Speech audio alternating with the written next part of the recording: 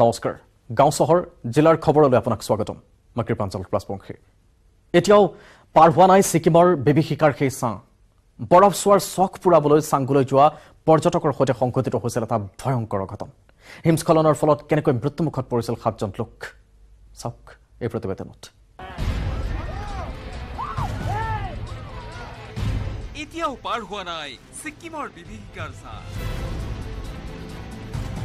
ভয়ংকৰ হিমস্খলনে মঙ্গলবাৰে হঠাৎ নমাইছিল প্ৰলয় এয়া সেই প্ৰলয়ৰ দৃশ্য চাওক কেনেকৈ প্ৰচণ্ড বেগেৰে খহি আহিছে গোটা বৰফৰ ঢল আৰু তাৰ বুকুৰে পৰুৱা খহালি খহি আহিছে পৰ্যটকৰ লানি বেয়া বতৰৰ কথা পৰ্যটকসকলে জানিছিল কিন্তু বৰফ চোৱাৰ চখ পূৰণ কৰিবলৈ কাৰো বাধা নামানি চাংগুলৈ গৈছিল পৰ্যটকৰ দল এই ভয়ংকৰ বৰফত পুত গৈ মৃত্যু সাৱটিলে কেইবাজনো লোকে বৰফৰ মাজৰ পৰা সেনাৰক্ষীয়ে উদ্ধাৰ কৰিলে প্ৰায় ১.৫ কোটি লোকক আনহাতে বৰফ স্খলনৰ পূৰ্বে গেংটকৰ পৰা নাথুলালৈ যোৱাৰ পথত বৰফাবৃত ১৫ মাইলৰ পথত পিছলি পৰ্যটক ভৰ্তি এখন বাহনে বাছত খুন্দা মাৰি খাৱৈত বাগৰি পৰে যাৰ ফলত মৃত্যু ঘটে ৬ পৰ্যটকৰ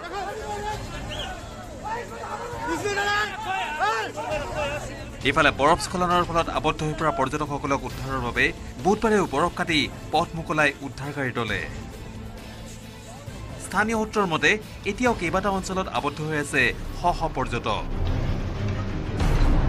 নাথুলাৰ পৰা গেংটকলৈ নামি অহা বাটত পথ বন্ধ হোৱাৰ বাবে বিপদত পৰিছে পৰ্যটক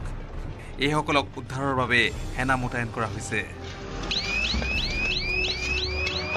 ইফালে প্ৰতিকূল অৱস্থাৰ প্ৰতি লক্ষ্য ৰাখি উত্তৰ আৰু পূব ছিকিমত পৰ্যটকৰ অনুমতি বাতিল কৰা হৈছে বতৰ বিভাগেও জাৰি কৰিছে সতৰ্কবাণী আগন্তুক ৩-৪ দিন সমগ্ৰ ছিকিমত প্ৰচণ্ড বৰফ পৰাৰ সম্ভাৱনা আছে news desk news 18 Assam north east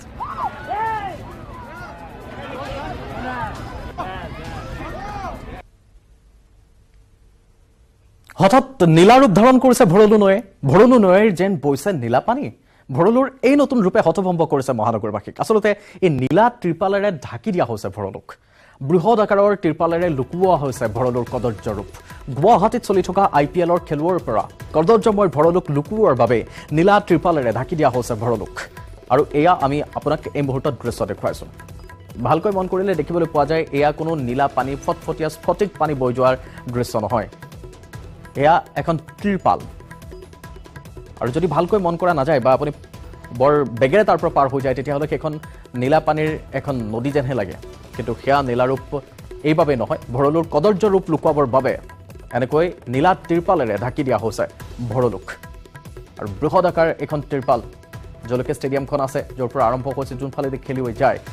সেই বৃহৎ আকাৰ ভৰলুখনক এনেকৈ নীলা ত্ৰিপালেৰে লুকুৱাই থোৱা হৈছে গুৱাহাটীত চলি থকা IPLৰ খেলুৱৈৰ পৰা কদৰ্যময় এই ভৰলুক লুকুৱাৰ বাবে নীলা ত্ৰিপালেৰে ঢাকি দিয়া হৈছে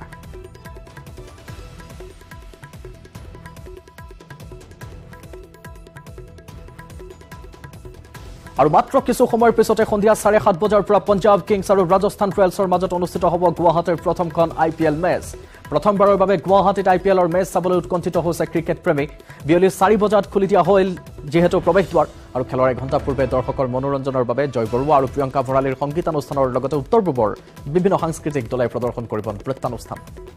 আনহাতে ৮ এপ্ৰিলত বিয়লি ৩:৩০ বজাত অনুষ্ঠিত হ'ব ৰাজস্থান ৰয়েলছ আৰু দিল্লী কেপিটেলছৰ দ্বিতীয়খন মেচ ইফালে মঙ্গলবাৰে বৰ্ষাপাৰাত অনুশীলন কৰে দুয়োটা দলে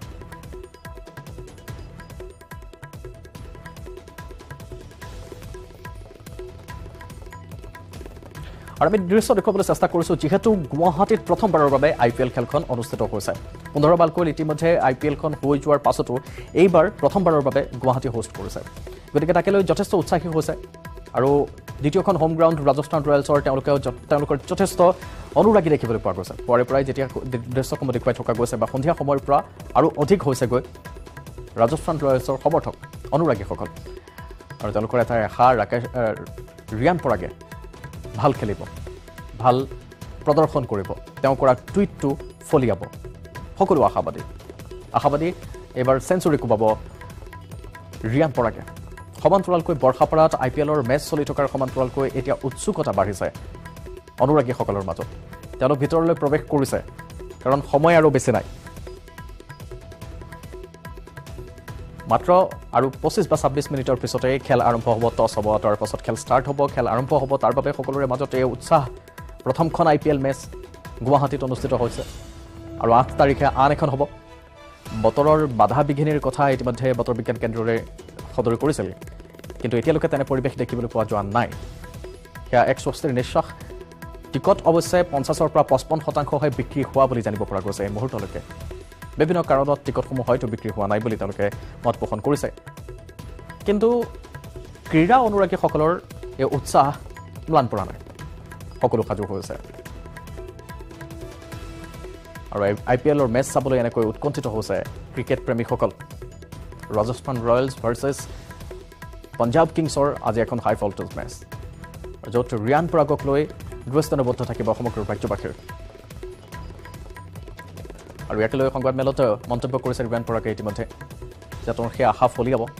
তেওঁ যথেষ্ট দৃঢ় আশাবাদী তেওঁ যদি সুযোগ সুবিধা লাভ কৰে তেতিয়াহ'লে তেওঁ নিশ্চয়কৈ তেওঁ ভবাৰ ধৰণে টুইট কৰাৰ ধৰণে সেই দিশত অগ্ৰসৰ হ'ব পাৰিব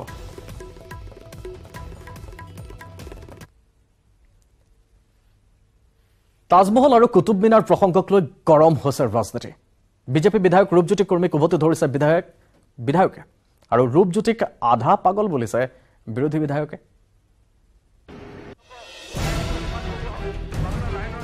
অসম বিধানসভা পাগল হাফ পাগল চেৰা পাগল তাজমহল কুতুব মিনাৰ প্ৰসংগৰে সৰব শাসক বিৰোধী তাজমহল কুতুব মিনাৰৰ স্থানত নিৰ্মাণ হওক সুউচ্চ মন্দিৰ নিৰ্মাণ কৰিবলৈ এবছৰৰ ধন দিব বিধায়ক ৰূপজ্যোতি কুৰ্মীয়ে আৰু মই বিধায়ক হিচাপে মই কথা দিছো মাননীয় দেশৰ প্ৰধানমন্ত্ৰী নৰেন্দ্ৰ মোদী ডাঙৰীয়াক মোৰ যিটো বিধায়ক মই দৰমহা পাওঁ তাৰ পৰা মই এবছৰৰ টকা সম্পূৰ্ণ এই মন্দিৰৰ কাৰণে মই দান দিম এদিন পূৰ্বে অসম বিধানসভাৰ বাহিৰত বিধায়ক ৰূপজ্যোতি কুৰ্মীয়ে কৰা মন্তব্যৰ পিছতে সৰব বিৰোধী বিধায়ক আগতে ভাবিছিলো যে আধা পাগল হাফমেট এতিয়া ফুল পাগল প্ৰমাণিত হৈছে বিজেপি পিছে বিৰোধীৰ এনে তিৰ্যক মন্তব্যৰ পিছতে শাসকীয় বিধায়কগৰাকী পুনৰ হৈ উঠে সৰব প্ৰেমৰ কীৰ্তি চিহ্ন হিচাপে নিৰ্মাণ হোৱা নাই তাজমহল তৃতীয় পত্নীৰ প্ৰেমত যদি স্মৃতি সৌধ নিৰ্মাণ হৈছিল তেন্তে চতুৰ্থগৰাকীৰ সৈতে কিয় বহিছিল বিবাহত প্ৰশ্ন ৰূপজ্যোতিৰ ঐতিহাসিক ঘটনাৰ তদন্তৰ দাবী বিধায়কগৰাকীৰ মমতাজৰ বোলে প্ৰেমত বনাইছিল যদি প্ৰকৃততে প্ৰেম আছিল এটা চিন স্বৰূপে মমতাজৰ স্মৃতিত তাজমহল তে শ্বাহজাহানে আকৌ পিছত তিনিগৰাকী কেলে বিয়া পাতিলে এইটোতে এনকুৱাৰী হ'ব লাগে কিন্তু পিছে এয়াই নহয় ৰূপজ্যোতিক পাগল হাফ পাগল আখ্যা দিয়া বিৰোধীক প্ৰত্যুত্তৰো দিলে যোনবোৰে মোক কৈছে তেনেকে চেৰা পাগল বুলি মই আখ্যা দিছো কোভিডকালীন সময়ৰ বাবে NCERT পাঠ্যক্ৰমত কিছু সাল সলনি কৰাৰ কথা স্পষ্ট কৰিছে NCERT কৰ্তৃপক্ষই পিছে বিভাগীয় তথ্য প্ৰকাশ কৰিলেও অসমত এতিয়াও হামকটা নাই মোগল সাম্ৰাজ্যৰ বিষয় ৰূপজ্যোতি কুৰ্মীৰ ভঙা কটা সমৰ্থন নকৰিলেও পাঠ্যক্ৰম কৰ্তনক পুনৰ আদৰণি পীযুষ হাজৰিকা দিগন্ত কলিতাৰ এই কুশাসন কৰা মোগলৰ যদি পাঠ্যক্ৰম আমি গৌৰৱৰে পঢ়ি থাকিব লাগে আমাৰ জাতীয় সত্তাৰ প্ৰতি অসন্মান কৰা হয় পিছে জনপ্ৰতিনিধি হিচাপে ৰূপজ্যোতি কুৰ্মীৰ আচৰণ গ্ৰহণযোগ্য নহয় বুলি মন্তব্য বিৰোধী দলপতি দেৱব্ৰত শইকীয়াসহ জাকিৰ হুছেইন চিকদাৰৰ ইয়াৰ অকল সামাজিকেই নহয় ৰাজনৈতিক কাৰণো আছে তেওঁ এনেকৈ কোৱাৰ আৰু সামাজিকভাৱে আমাৰ বৰ্তমান যি পৰিৱেশ এই পৰিৱেশটো যথেষ্ট এটা ধূসৰিত কৰিবলৈ চেষ্টা কৰা হৈছে অৰ্থনৈতিকভাৱে দেশ দুৰ্বল হ'ব যদি এনেকুৱা কামো কৰা হয় সেই গতিকে এইবিলাক কথা একেবাৰে শোভা নাপায় ৰূপজ্যোতি কুৰ্মীক কিমান ৰূপত দেখা পাইছে কওক এই ৰূপ হলোৱা ব্যক্তি এটাৰ কথা এজনৰ কথা মইতো বেছি মাত মাতিব নোখোজো ৰূপজ্যোতি কুৰ্মীক আবাভ দ্য ল আখ্যা অখিল গগৈ মানে মই কৈছো নহয় ৰূপজ্যোতি কুৰ্মীৰ উত্তৰ দিয়াৰ কাৰণে মোৰ সামৰ্থ্য নাই Rupjyoti Kurmi above the law Rupjyoti Kurmi above the assembly Rupjyoti Kurmi above the society Rupjyoti কুৰ্মীয়ে যি কয় তাকে এৰি দিব লাগে কেমেৰা পাৰ্চন প্ৰভা সিঙৰ সৈতে বলেন ভট্টাচাৰ্যৰ report News 18 Assam north east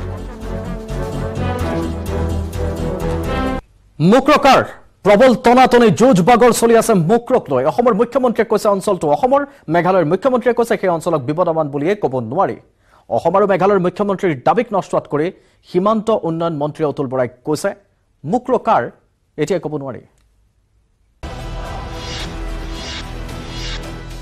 আসলতে মুক্ৰ কাৰ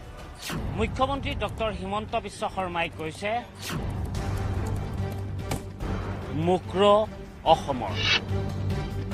কনৰাড চাংমাৰ মতে মুক্ৰ মেঘালয়ৰ অতুল বৰাৰ মতে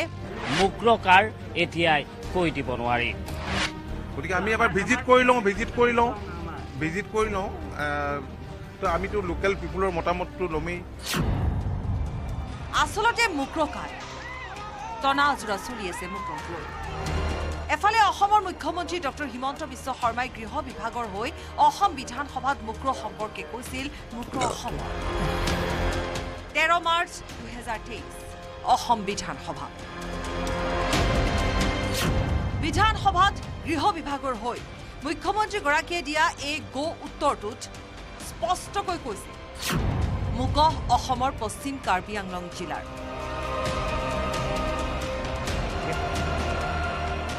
মেঘালয়ৰ মতে মেঘালয়ৰ জয়ন্তীয়া পাহাৰ জিলাৰ লাস্কেন মহকুমাত অৱস্থিত মুক্ৰ গাঁও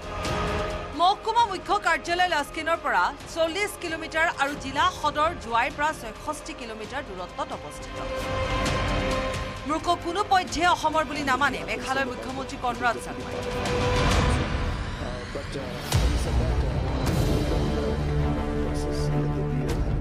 কনৰাড চাংমাৰ স্পষ্ট কথা মুক্ৰ কেতিয়াও বিবাদমান নাছিল নাই আৰু নহয় মুক্ৰ মেঘালয়ৰ Mukro is not a disputed area at all. Mukro is very much within the jurisdiction of Meghalaya, and this is a stand that we have been very clear from day one. দুই ৰাজ্যৰ মুখ্যমন্ত্ৰীয়ে মুক্ৰহক নিজৰ বুলি দাবী কৰি থকাৰ মাজতে অসমৰ সীমান্ত উন্নয়ন মন্ত্ৰী অতুল বৰাই ক'লে মুক্ৰং কাৰ বুলি ক'ব পাৰি এতিয়া চাওক মই যিটো সময়ত আমি যেতিয়া যৌথভাৱে ভিজিট কৰি আছো তাৰ আগতে যদি মই এখন ৰিজনেল কমিটি চেয়াৰমেন হিচাপে এই কথাটো কওঁ এইটো কোৱাটো সমীচীন নহ'ব গতিকে আমি এবাৰ ভিজিট কৰি লওঁ তো আমিতো লোকেল পিপুলৰ মতামতটো ল'মেই লোকেল পিপুলৰ মতামত এথনিচিটি এডমিনিষ্ট্ৰেটিভ কনভেনিয়েন্স যিবিলাক ক্ৰাইটেৰিয়া ঠিক কৰা হৈছে সেইবিলাক মতে আমি আগবাঢ়িম ঠিক অৰুণাচলৰ ক্ষেত্ৰতো বহুতখিনি আগবঢ়া হৈছে মুক্ৰক লৈ চলি আছে হেনো আলোচনা গ্ৰহণ কৰা হ'ব মুক্ৰহৰ ৰাইজৰ মতামত তেতিয়ালৈকে এই প্ৰশ্নটোৱে চলি থাকিব মুক্ৰ কাৰ কেমেৰাত প্ৰভাস সিঙৰ সহযোগত Raju Barua report news 18 Assam north east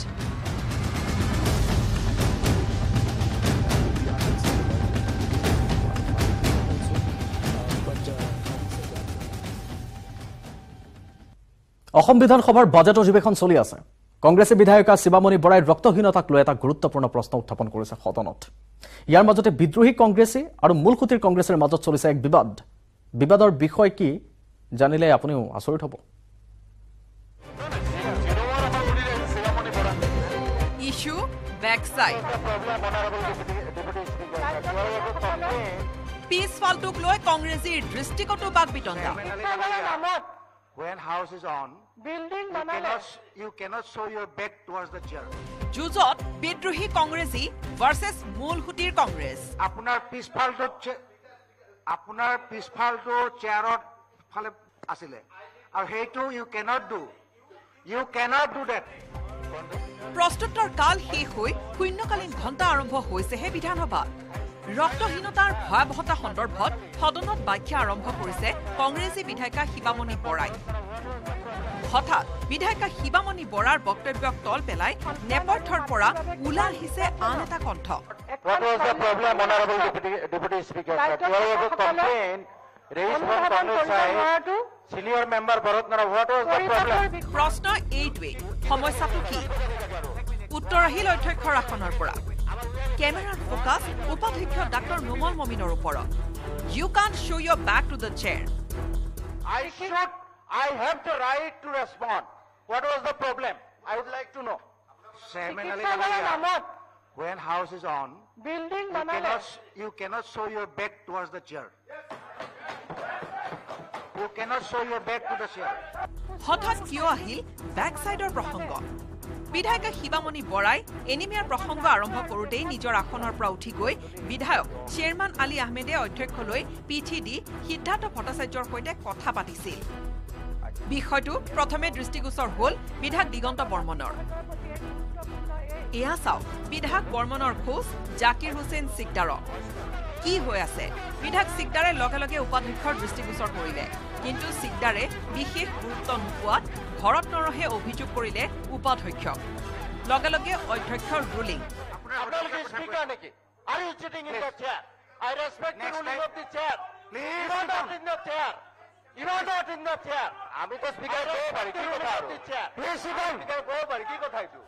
ইয়াতে খৰ্গহস্ত হৈ শ্বেৰমান আলী আহমেদৰ প্ৰশ্ন সমস্যাটো কি What was the problem, Honorable Deputy Speaker? There was a complaint raised from Congress side. Senior member Bharatnara, what was the problem? লগে লগে কংগ্ৰেছী আৰু বিদ্ৰোহী কংগ্ৰেছীৰ মাজত তুমুল বাক বিতণ্ডা Our we have every right. What is the problem? We have privilege. কি কথা আৰু? What was the problem? থাকিলে আমাৰ স্পিকাৰক আমি কথা let me tell you. I have the right to respond. এটা সময় আহিল কাৰো মুখেৰে অসমীয়াত কথাই নোলোৱা হ'ল ফুটিছে মাথো আখৈ ফুটা দি ইংৰাজীহে You cannot show your back to the chair. I respect your ruling. I have the right to put our objection before the House.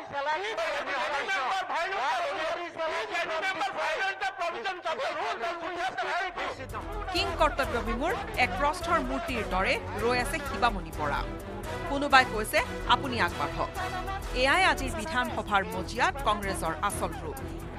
ইজনৰ সিজনৰ প্ৰতি থকা খং ক্ষোভ কি মাত্ৰাত ইয়াতেই প্ৰমাণ বাহিৰতো এখন যুঁজ গুপ্তচৰক লৈ ভিতৰতো চলিছে বিদ্ৰোহী কংগ্ৰেছী বনাম মূল সুঁতিৰ কংগ্ৰেছীৰ আন এখন যুঁজ কেমেৰা পাৰ্চন প্ৰভাত সিঙৰ সৈতে ৰাজু বৰুৱাৰ report news 18 Assam north east Assam চুক্তিক লৈ বুধবাৰে উত্ৰাৱল হৈ পৰে অসম বিধানসভাৰ মজিয়া বিভাগীয় মন্ত্ৰী অতুল বৰাৰ প্ৰশ্নৰ উত্তৰত অসন্তুষ্ট হৈ বিৰোধী কংগ্ৰেছে প্ৰশ্নকালীৰ ঘণ্টাতে প্ৰতিবাদ সাব্যস্ত কৰি সদন ত্যাগ কৰে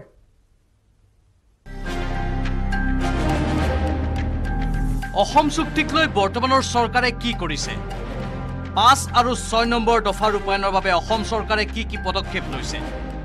বিদেশী নাগৰিকৰ চিনাক্তকৰণৰ চুক্তি অনুসৰি গ্ৰহণ কৰা সময়সীমা পৰিৱৰ্তন কৰা হৈছে নেকি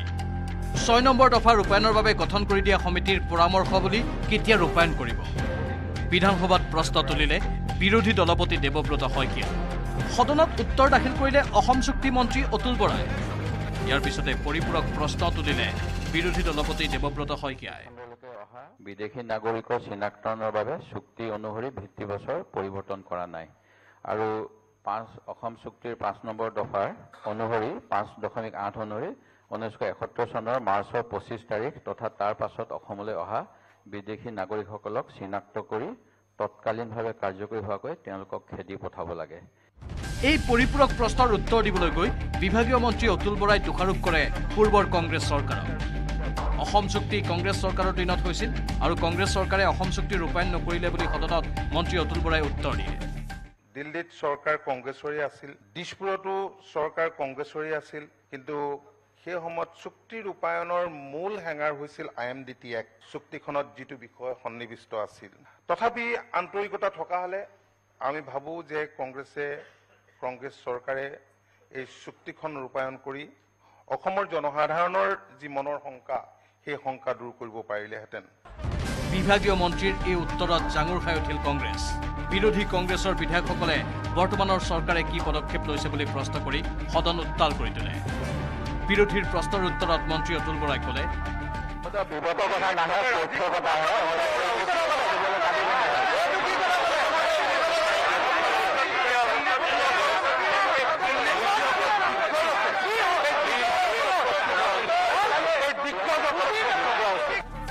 এইবাৰ একে বিষয়তে আন এক পৰিপূৰক প্ৰশ্ন কৰিলে কংগ্ৰেছী বিধায়ক জাকিৰ হুছেইন সিকদাৰৰ প্ৰশ্ন অসম চুক্তি কৰাৰ পিছত অসম গণ পৰিষদে অসমত দুবাৰ চৰকাৰ কৰিলে এতিয়াও বিজেপিৰ সৈতে অসম গণ পৰিষদ 7 বছৰে চৰকাৰত আছে কি কৰিছে অসম চুক্তি ৰূপায়ণৰ বাবে অসম গণ পৰিষদে মাননীয় মন্ত্ৰী ডাঙৰীয়াৰ পৰা 15 বছৰ অসম চুক্তিক তেওঁলোকে সন্মান কৰে নে নাই যদি সন্মান কৰে অসম চুক্তিৰ প্ৰতিটো মানি ল'ব লাগিব মাননীয় অধ্যক্ষ মহোদয়। চিকদাৰৰ প্ৰশ্নৰ উত্তৰত মন্ত্ৰী বৰাই ক'লে অসম চুক্তিৰ কথা আৰু কংগ্ৰেছ এয়া ভোটৰ মুখত ৰাম নাম। যেতিয়া কংগ্ৰেছে অসম চুক্তিৰ কথা কয়, ৰূপায়ণৰ কথা কয়, বিদেশীৰ কথা কয়, মোৰ এনেকুৱা লাগে যে ভোটৰ মুখত ৰাম নাম তেনেকুৱা লাগে। যা কি নহওক কৈছে যেতিয়া তেখেতসকলে হয়তো বৰ্তমান সময়ত উপলব্ধি কৰিছে। মন্ত্ৰী অতুল বৰাই এনেদৰে সদনত উত্তৰ দিয়াত আসনৰ পৰা উঠি প্ৰতিবাদ কৰে কংগ্ৰেছী বিধায়কসকলে। প্ৰতিবাদ কৰাৰ সময়তেই সংসদীয় পৰিক্ৰমা মন্ত্ৰী পীযুষ হাজৰিকাই কটাক্ষ কৰি ক'লে কংগ্ৰেছত থকাৰ সময়ত কোনোদিনে নেদেখিলো অসম চুক্তিক লৈ আলোচনা কৰা। CAA আন্দোলনৰ পৰাহে কংগ্ৰেছে সুবিধা লৈ অসম চুক্তিৰ কথা কোৱা হৈছে। প্ৰত্যেকখন ইলেকশ্যন কমিটিৰ মিটিঙত বহো, প্ৰত্যেকটো ডাঙৰ কাৰ্যসূচীত মই বহো। 7 বছৰত এদিনো কংগ্ৰেছৰ মজিয়াত অসম চুক্তিৰ আলোচনা হোৱা নাছিলে, কোনোদিনে নহয়। এতিয়া হঠাৎ অসম চুক্তিটো কংগ্ৰেছে কঁপাল ল'লে মোৰ মনত পৰে কা বিৰোধী আন্দোলন কা আন্দোলন হ'ল, কা আন্দোলনৰ গইনা লৈ কংগ্ৰেছে অসম চুক্তি কোৱা হ'ল। সদনত অসম চুক্তিক লৈ বাক বিতৰ্কৰ পিছত প্ৰতিবাদ কৰি কংগ্ৰেছে শেষত প্ৰশ্নকালীন ঘণ্টাত সদন ত্যাগ কৰে। কেমেৰাত প্ৰভাত সিঙৰ সৈতে Biju Kumar Deka report, News 18 Assam north east.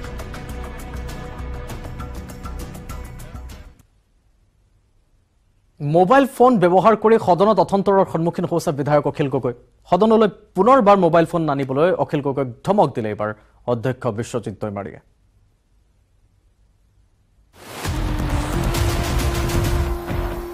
Assam বিধানসভাৰ মজিয়াত বুধবাৰে চলি আছে প্ৰশ্নকালীন ঘণ্টা।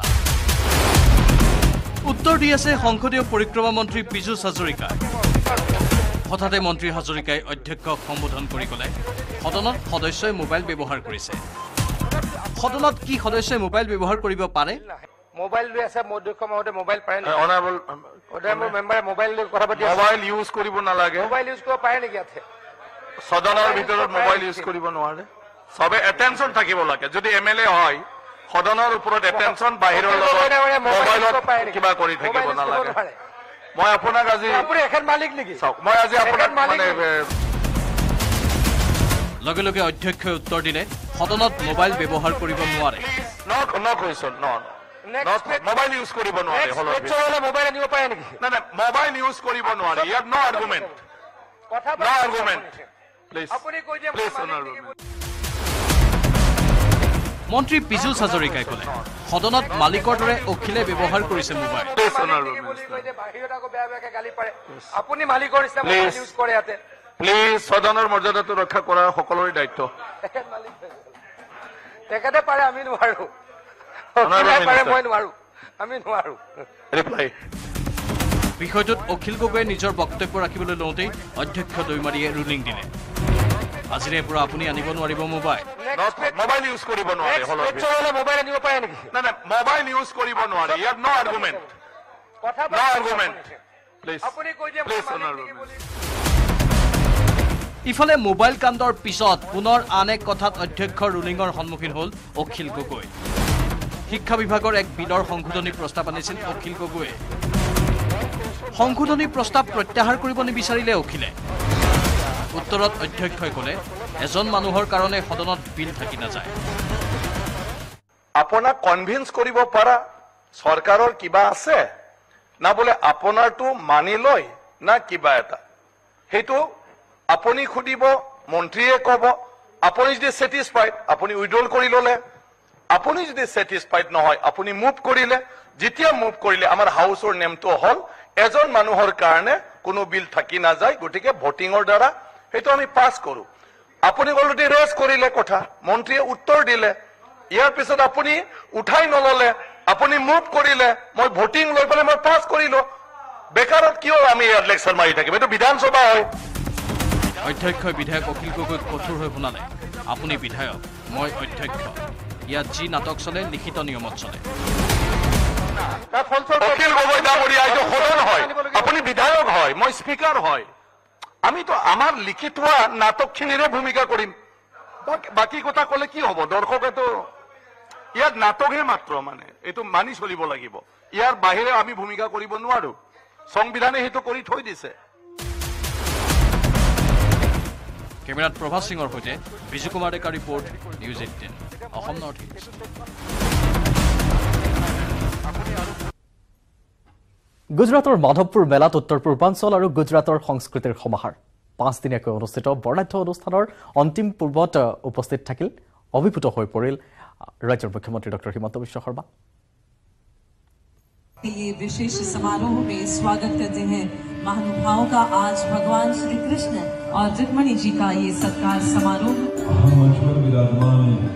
दोनों प्रदेशों की संस्कृति का आदान प्रदान doctor Kuber Dindor honourable minister for tribal development सूर्या पंजाबी पिंधि गुजरातर माधवपुर मेला मुख्यमंत्री डॉक्टर हिमंत बिश्व शर्मा माधवपुर मेला गुजरात और उत्तर पूर्वर संस्कृतिर समाहार घटिছে प्रधानमंत्री नरेंद्र मोदीও টুইটত তাকে উল্লেখ কৰিছে গুজৰাটৰ পোৰবন্দৰৰ এয়া মাধৱপুৰ মেলা 5 দিনীয়াকৈ অনুষ্ঠিত হোৱা বৰ্ণাঢ্য অনুষ্ঠানৰ সামৰণি পৰ্বত উপস্থিত থাকিল অসমৰ মুখ্যমন্ত্ৰী ডক্টৰ হিমন্ত বিশ্ব শৰ্মা এবেলি 5 দিনীয়া মেলালৈ আমন্ত্ৰণ জনোৱা হৈছে উত্তৰ পূবৰ প্ৰতিনিধি অসম মণিপুৰ অৰুণাচল প্ৰদেশৰ 19টা সাংস্কৃতিক দলৰ 160 গৰাকী শিল্পীৰ দলে অংশগ্ৰহণ কৰিছিল মেলা বিহু বড়ো আৰু মিচিং নৃত্যৰ লগতে প্ৰদৰ্শন কৰা হৈছিল উত্তৰ পূবৰ আটাইকেইখন ৰাজ্যৰ বৰ্ণাঢ্য কাৰ্যসূচী অনুষ্ঠানৰ আকৰ্ষণৰ অন্যতম কেন্দ্ৰবিন্দু আছিল অসমৰ শিপিনীৰ হস্ততাঁত বস্ত্ৰশিল্পৰ প্ৰদৰ্শনী মঙলবাৰে 5 দিনীয়াকৈ অনুষ্ঠিত মেলাৰ সামৰণি অনুষ্ঠানত উপস্থিত হৈ অভিভূত হৈ পৰে ৰাজ্যৰ মুখ্যমন্ত্ৰী ডক্টৰ হিমন্ত বিশ্ব শৰ্মা জাতীয় সাজপাৰ পিন্ধি মেলাত উপস্থিত হৈ এই অনুষ্ঠান এক ভাৰত শ্ৰেষ্ঠ ভাৰতৰ সুন্দৰ নিদৰ্শন বুলি ক'লে মুখ্যমন্ত্ৰীগৰাকীয়ে প্ৰধানমন্ত্ৰী নৰেন্দ্ৰ মোদীয়ে অসমৰ চাহপাত আৰু গুজৰাটৰ গাখীৰেৰে সুন্দৰ চাহ বনোৱাৰ কাম কৰিছে বুলিও ক'লে ডক্টৰ হিমন্ত বিশ্ব শৰ্মাই एक साल उन्होंने रुका था और भारत का नजदीक का प्रदेश से वो सब लोगों को इंस्पिरेशन भी मिला 2017 सन आए गुजरात ने भारत का एक महान सुकून का जन्म दिया दूध होता है और ये चाय पत्ती और दूध को मिला के अच्छा चाय बनाने का काम प्रधानमंत्री नरेंद्र मोदी जी ने किया ये विशेष समारोह में स्वागत करते हैं महानुभावों का आज भगवान श्री कृष्ण और Rukmini ji news desk report news 18 Assam north east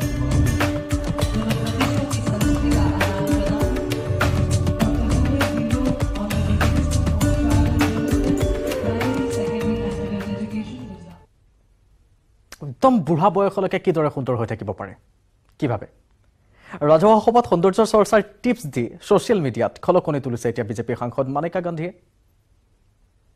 और गधे का दूध का साबुन माना जाता है कि औरत के शरीर को हमेशा सुंदर रखता है গাধৰ গাখীৰৰ সাবুনেৰে গা ধুওক আৰু বুঢ়া বয়সলৈকে সুন্দৰ হৈ থাকক गधे का दूध का साबुन माना जाता है कि औरत के शरीर को हमेशा सुंदर रखता है বিজেপি সাংসদ মানেকা গান্ধীয়ে দিয়া ৰূপচৰ্চাৰ কৌশলীয়া বিউটি পাৰ্লাৰত কোনো গ্ৰাহকক নহয়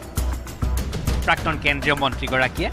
ৰাজহুৱা সভাত সকলোকে দিলে সৌন্দৰ্য চৰ্চাৰ গোপন মন্ত্ৰ ক'লে গ্ৰীক সুন্দৰী ক্লিওপেট্ৰাৰ সৌন্দৰ্যৰ আঁৰৰ কথা और गधे का दूध का साबुन माना जाता है कि औरत के शरीर को हमेशा सुंदर रखता है एक बहुत मशहूर विदेशी रानी होती थी जिसका नाम था क्लियोपेट्रा और वो गधे के दूध में क्या बोलते थे नहाती थी বিজেপি সাংসদ মানেকা গান্ধীৰ বন্যজন্তুৰ প্ৰীতিৰ কথা সকলোৱে জানে জন্তুৰ অধিকাৰৰ হকে মাত মাতি অহা মানেকা গান্ধীৰ কথা বতৰাটো জীৱ-জন্তুৰ সুৰক্ষাৰ কথাই স্থান পায় এইবাৰ মানেকা গান্ধীৰ ভাষণত স্থান পালে গৰু গাধয় কেৱল সেয়াই নহয় ক'লে গাধৰ গাখীৰৰ সাবুনেৰে সৌন্দৰ্য চৰ্চাৰ কথা আৰু এই ভিডিঅ'টো এতিয়া ভাইৰেল হৈ গৈছে কি কৈছিল মানেকা গান্ধীয়ে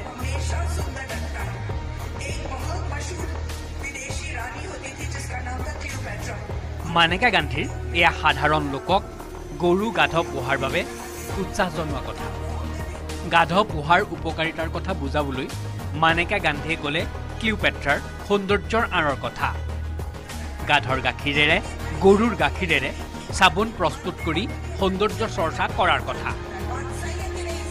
লগতে এনে চাবোন বিক্ৰী কৰি ধন উপাৰ্জন কৰিব পৰাৰ পথৰ কথা आखिर कितने दिन हो गए आप लोगों को गधे देखे हुए कम हो गए हैं चले गए धोबी का काम भी खत्म हो गया गधों से कहाँ जाए लेकिन उन्होंने क्या किया उन्होंने गधों से लेकर के उनसे दूध निकालना शुरू किया और गधे के दूध से उन्होंने साबुन बनाया और गधे का दूध का साबुन माना जाता है कि औरत के शरीर को हमेशा सुंदर रखता है एक बहुत मशहूर विदेशी रानी होती थी जिसका नाम था क्लियोपेट्रा और वो गधे के दूध में क्या होती थी नहाती थी একে সময়তে গাধৰ গোবৰত সুগন্ধি মিহলাই মৃতকৰ সৎকাৰ কৰাৰ সহজ উপায় দিলে মানেকা গান্ধীয়ে इतनी महंगी हो गई है लकड़ी कि आदमी मरते वक्त भी अपने पूरे परिवार को कंगाल करता है बात सही है कि नहीं सही 20,000 लगता है लकड़ी के लिए 15,000 लगता है लकड़ी के लिए इससे अच्छा कि हम गोबर के लंबे कंडे बनाएं उसमें सामग्री खुशबूदार बद लगा दें और एक ऑर्डर बना दे कि जो भी बनता है अब उसको केवल गोबर के कंडों से हम लोग जला दें इसमें 1500 2000 में सारे रस्म रिवाज आएंगे गाय के और आप लोग अगर कंडे बेचो तो आपके लाखों रुपए महीने के बिक जाएंगे लाखों रुपए মানেকা গান্ধীৰ এই গাধৰ গাখীৰৰ কথা সোশ্যাল মিডিয়াত এতিয়া ভাইৰেল হৈ পৰিছে news desk report news 18 Assam north east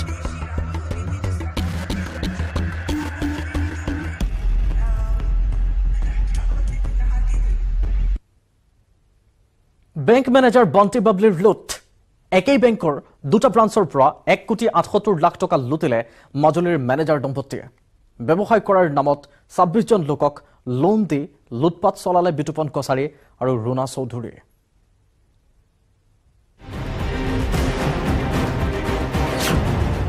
বন্টি Babli bank manager এটা বেংকৰে দুটা ব্ৰাঞ্চৰ মেনেজাৰ হৈ 1,78,00,000 টকা লুট বন্টি বাবলিৰ মাজুলীৰ ঘটনা পাঞ্জাব নেশ্যনেল বেংকৰ কমলাবাৰী ব্ৰাঞ্চৰ মেনেজাৰ বিতুপন কছাৰী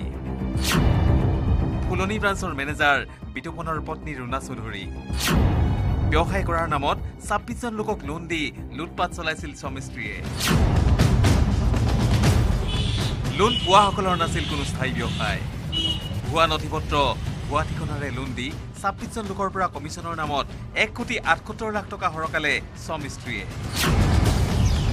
পিছে বছৰ পিছত লোনৰ কিস্তি উভতাই নোপোৱাৰ পিছত পোহৰলৈ আহিল বিতুপন কছাৰী আৰু ৰুণা চৌধুৰীৰ আখ্যান বিতুপন কছাৰীৰ বদলিৰ পিছত কমলাবাৰী ব্ৰাঞ্চৰ দায়িত্ব লোৱা অজয় চক্ৰৱৰ্তীয়ে কেলেংকাৰীৰ কথা ধৰিব পৰাৰ পিছতেই কাষ চাপিল আৰক্ষীৰ 22 মাৰ্চত মাজুলী থানাত বৰ্তমানৰ মেনেজাৰে বিতুপন কছাৰীৰ নাম উল্লেখ কৰি দাখিল কৰিলে এজাহাৰ একেদৰে ফুলনি ব্ৰাঞ্চৰ বৰ্তমানৰ মেনেজাৰ প্ৰাঞ্জল বৰায়ো একেদিনাই ৰুণা চৌধুৰীৰ বিৰুদ্ধে জালিয়াতিৰ অভিযোগত দাখিল কৰিলে এজাহাৰ কেছটো দিছিলে প্ৰাঞ্জল প্ৰতিম বৰা ব্ৰাঞ্চ মেনেজাৰ ফুলনি পাঞ্জাব নেশ্যনেল বেংক আৰু তেওঁ এফআইআৰটো দাখিল কৰিছে শ্ৰীমতী ৰুণা চৌধুৰী তেওঁৰ আগতে ইয়াতে পাঞ্জাব নেশ্যনেল বেংকত তেখেতে মেনেজাৰ দায়িত্ব কৰি আছিল পিছে আৰক্ষীয়ে গোচৰ ৰুজু কৰি তদন্ত আগবঢ়োৱাৰ পূৰ্বেই আদালতৰ পৰা অগ্ৰিম জামিন উলিয়াই অৱসৰ বিনোদনত ব্যস্ত আছে স্বামী বিতুপন কছাৰী আৰু শ্ৰী ৰুণা চৌধুৰী মাজুলীৰ পৰা ভাস্কৰ জ্যোতি কটকীৰ report news 18 Assam north east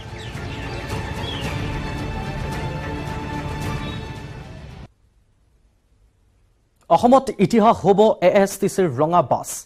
এএছটিচিয়ে নতুনকৈ ক্ৰয় নকৰে ৰঙা বাছ আয়ৰ তুলনাত ব্যয় অধিক হোৱাৰ বাবে এইবাৰ বাজেটত লোৱা হৈছে এই সিদ্ধান্ত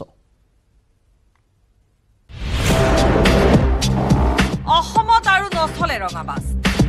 ৰাজ্যিক পৰিবহণ নিগমে নচলায় আৰু নিকিনেও ৰঙা বাছ 2023-24 বিত্তীয় বৰ্ষৰ বাজেটত ৰঙা বাছ কিনা আৰু চলোৱা বন্ধ ঘোষণা কৰিছিল বিত্তমন্ত্ৰীয়ে পিছে বিত্তমন্ত্ৰী অজন্তা নেওগৰ বাজেটত কিয় বন্ধ হল ৰঙা বাছ কিনা আৰু চলোৱা তাৰ বাবে চাওকে তথ্য ইয়া পৰিবহণ বিভাগৰ মন্ত্ৰী পৰিমল শুক্লবৈদ্যই সদনৰ মজিয়াত দাখিল কৰা 2021-22 বৰ্ষৰ বিভাগীয় আয় ব্যয়ৰ হিচাপ আয়ৰ তুলনাত দুগুণ ব্যয় অসম ৰাজ্যিক পৰিবহণ নিগমত 2021-22 বৰ্ষত পৰিবহণ নিগমত মুঠ আয় 80,19,67,324 টকা বিপৰীতে পৰিবহণ নিগমত বছৰি মুঠ ব্যয় হৈছিল 186,73,8,437 টকা য'ত এটা বছৰত বাহন মেৰামতিৰ মুঠ ব্যয় 5,07,07,037 টকা এই বৃহৎ ধনৰাশি ব্যয়ৰ পাছতো অসম ৰাজ্যিক পৰিবহণ নিগমত আজিলৈকে চলাচলৰ উপযোগী হৈ নুঠিল 321খন বাছ উল্লেখযোগ্য যে অসম ৰাজ্যিক পৰিবহণ নিগমৰ অধীনত ৰাজ্যত পৰিচালিত হৈ আছে মুঠ 615খন বাছ এই বাছসমূহ পৰিচালিত কৰিবলৈ ৰাজ্যত নিগমৰ অধীনত নিয়োজিত মুঠ বিষয়া কৰ্মচাৰীৰ সংখ্যা 3,039 গৰাকী অৰ্থাৎ অসম ৰাজ্যিক পৰিবহণ নিগমত একোখন বাছ চলাবলৈ নিগমৰ অধীনত নিয়োজিত হৈ আহিছে গড়ে 5 গৰাকীকৈ বিষয়া কৰ্মচাৰী য'ত বছৰি নিয়োজিত মুঠ বিষয়া কৰ্মচাৰী বাবদ ব্যয় কৰা মুঠ ধনৰ পৰিমাণ প্ৰায় 80 কোটি এসটিসিৰ বাস ডাইৰেক্টলি আমি চলাব এই মুহূৰ্তে নোৱাৰো কিন্তু ব্যক্তিগত খণ্ডৰ বাছবিলাক অহা যোৱা কৰি থাকে আৰু ব্যক্তিগত খণ্ডৰ বাছ যদি কোনো মানুহে ইচ্ছা প্ৰকাশ কৰে যে এই মুহূৰ্তত আমি যদি তেওঁলোকে যদি বিচাৰে তে নিশ্চিতভাৱে আমি সহায়তা কৰিম এই ক্ষেত্ৰত প্ৰায় এই মুহূৰ্তত 132 জনৰ এটা লিষ্ট প্ৰিপেয়াৰ হৈছে বা এনেকুৱাই 32-34 হ'ব তো এই ক্ষেত্ৰত কিছুমান মানুহ ভিআৰএছত যাব আৰু কথা হৈছে যে আমাৰ বাকি যেটো 100 বাছৰ কথা আপুনি কৈছে এটো আমাৰ স্মাৰ্ট সিটিৰ জৰিয়তে আমাৰ গুৱাহাটীৰ কাৰণে দিয়া হৈছে আৰু গুৱাহাটীৰ কাৰণে দিয়া হোৱাৰ কাৰণে সিএনজি বাছবিলাকৰ কথা আপুনি যেনেকুৱা কৈছে সিএনজি বাছবিলাক ভালকে ধুনীয়াকে চলি আছে আমাৰ গুৱাহাটীত আমি ড্ৰাইভাৰৰ কাৰণে বাছ ৰাখি আছো এনেকুৱা কথা নহয় হয়তোবা কোনো ঠাইত কোনো মানুহে ছুটি লৈছে বা কিবা দুদিনে দিনে কথা হ'ব পাৰে বাট বাছ আমাৰ চলি আছে এই মুহূৰ্তত ড্ৰাইভাৰৰ এই মুহূৰ্তলৈকে কোনো প্ৰবলেম হোৱা নাই কেমেৰাত প্ৰভাস সিঙৰ সহযোগত বলেন Bhattacharya report news 18 Assam north east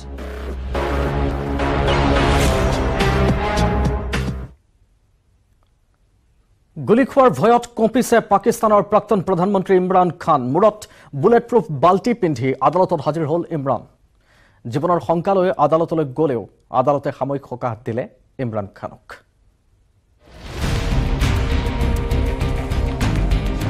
জীৱনলৈ শংকা গায়ে মূৰে গুলি খোৱাৰ ভয় চাৰিওফালে বুলেট প্ৰুফ প্লেট মূৰত দেখাত বাল্টিৰ দৰে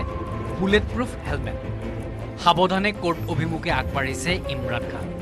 পাকিস্তানৰ প্ৰাক্তন প্ৰধানমন্ত্ৰী তথা পাকিস্তান তেহৰিক-ই-ইনসাফ দলৰ মুৰব্বী ইমৰান খান আদালতলৈ নোযোৱাৰ বাবে আৰক্ষীয়ে গ্ৰেপ্তাৰৰ চেষ্টা কৰোঁতে ইতিমধ্যে এখন লংকাকাণ্ড হৈ গৈছে তাৰ পাছতে ইমৰান খানে প্ৰকাশ কৰিছিল তেওঁৰ জীৱনৰ প্ৰতি থকা শংকাৰ কথা তেওঁৰ বিৰুদ্ধে হত্যাৰ ষড়যন্ত্ৰৰ কথা নিৰাপত্তা বৃদ্ধি কৰাৰো আহ্বান জনাইছিল ইমৰান খানে শ্বেহবাজ শ্বৰীফ চৰকাৰে পিছে ইমৰান খানৰ আহ্বানক কোনো গুৰুত্বই নিদিলে সেয়ে ইমৰান খানে যেন এইবাৰ এনেদৰেই প্ৰতিবাদ সাব্যস্ত কৰিছে বিশ্ববাসীক দেখুৱাব বিচাৰিছে পাকিস্তানত এগৰাকী প্ৰাক্তন প্ৰধানমন্ত্ৰীৰ নিৰাপত্তাৰ স্বৰূপ চাৰিওফালে বুলেট প্ৰুফ কোলা প্লেট লোৱা নিৰাপত্তাৰক্ষীৰে পৰিবেষ্টিত হৈ আছে ইমৰান খান নিজে মূৰত পিন্ধি লৈছে বাল্টিৰ দৰে এটা বুলেট প্ৰুফ হেলমেট আৰু আগফালে একো নেদেখি খুপি খুপি আগবাঢ়িছে লাহোৰৰ সন্ত্ৰাসবাদ বিৰোধী আদালতলৈ সোমাই গৈছে ইমৰান খান জীৱনৰ শংকালৈ আদালতলৈ গলেও আদালতে সাময়িক সকাহ দিলে ইমৰান খানক লাহোৰৰ সন্ত্ৰাসবাদ বিৰোধী আদালতখনে ইমৰান খানক তিনিটাকৈ গোচৰত জামিন দিলে 13 এপ্ৰিললৈকে জামিন দিয়া হৈছে ইমৰান খানক লক্ষণীয়ভাৱে পাকিস্তানৰ বিভিন্ন স্থানত ইমৰান খানৰ বিৰুদ্ধে 37টাকৈ গোচৰ ৰুজু হৈ আছে প্ৰধানমন্ত্ৰী হৈ থকা সময়ছোৱাত পোৱা উপহাৰসমূহ ইমৰান খানে নিলামত বেচাৰ বিৰুদ্ধে ৰুজু হোৱা গোচৰটোৱেও প্ৰাক্তন প্ৰধানমন্ত্ৰীগৰাকীক বাৰুকৈয়ে জ্বলা-গলা কৰিছে মঙলবাৰৰ লাহোৰৰ কোৰ্টৰ দৃশ্যই পাকিস্তানৰ অৱস্থা যেন আকৌ বিশ্ববাসীক উদঙাই দেখুৱাইছে news desk report news 18 Assam north east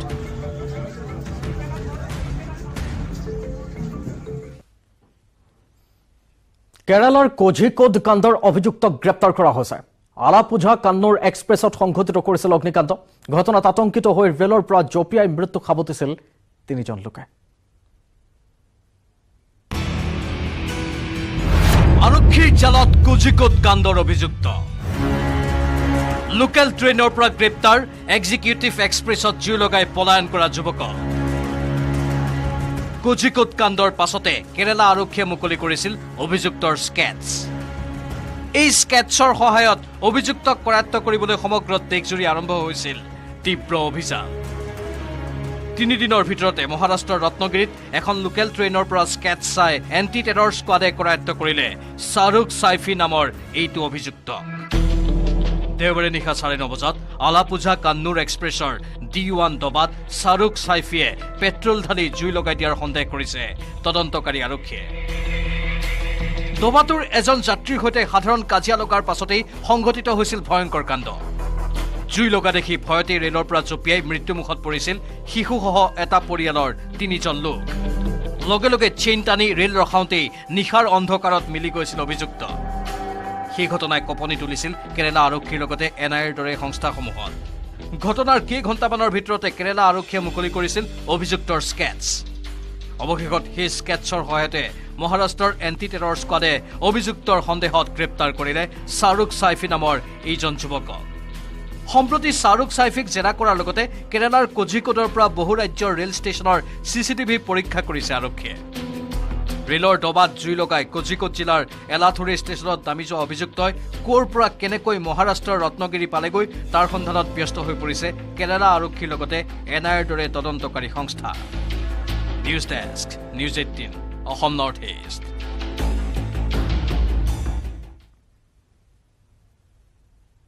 মেক্সিকোত দিল্লী আৰক্ষীয়ে গ্ৰেপ্তাৰ কৰিবলৈ সক্ষম হৈছে দিল্লীৰ মোষ্ট ৱান্টেড গেংষ্টাৰ দীপক বক্সাৰক 2014ত অন্ধকাৰ জগতত ভৰি দিছিল দীপকে সংঘটিত কৰিছিল কেইবাটাও অপৰাধ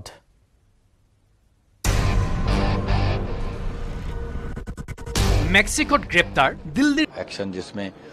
इतनी कोऑर्डिनेशन इतनी एजेंसीज FBI थी इंटरपोल थी मैक्सिकन पुलिस थी मिनिस्ट्री ऑफ एक्सटर्नल अफेयर के दूतावास थे हमारी ओन इंटेलिजेंस एजेंसीज थी तो सबकी मदद रही सबकी सपोर्ट रही जिसके कारण से ये सक्सेस हो पाया 2021 চনৰ 25 মাৰ্চত দিল্লীৰ গুৰু তেগ বাহাদুৰ হাস্পতালত পুলিচক আক্ৰমণ কৰি সতীৰ্থ ফাজাকো মোকলাই আনিছিল দীপকে অৱশ্যে 3 দিন পাছতে ৰোহিণীত আৰক্ষীৰ গুলিৰ শিকাৰ হৈছিল ফাজা তাৰ কিছুদিন পাছতে তিল্লু গেঙৰ গুলিত প্ৰাণবায়ু উৰি গৈছিল গ্যাং লিডাৰ জিতেন্দ্ৰ গুগিৰ তেতিয়াৰ পৰা তিল্লু তাজপুৰীয়া গেঙক নিঃশেষ কৰাৰ পৰিকল্পনা ৰচিছিল দীপক বক্সাৰে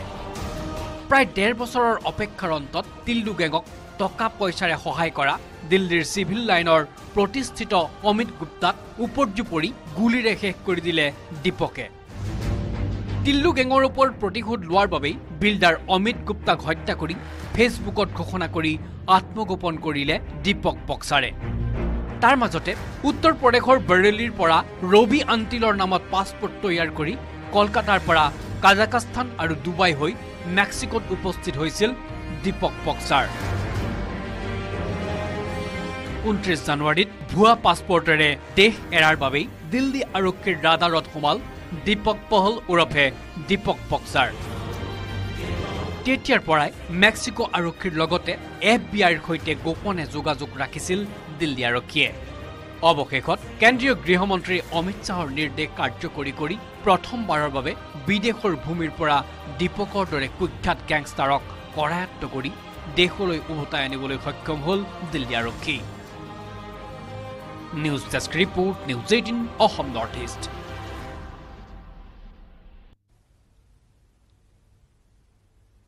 আৰু আৰম্ভ যেহেতু হৈছে IPLৰ উন্মাদনা আপোনাক দেখুৱাবলৈ চেষ্টা কৰিম পৰৱৰ্তী সময়ত আৰু দ্য প্ৰাইম শ্বট বহুকেইটা খবৰ সন্নিৱিষ্ট হৈ থাকিব যে প্ৰাঞ্জল প্ৰতিম হাজৰিকা আপোনাৰ ওচৰলৈ লৈ আহিব সেই খবৰ জনাব কিন্তু গাঁও চহৰ জিলাৰ খবৰৰ পৰা এই মুহূৰ্তত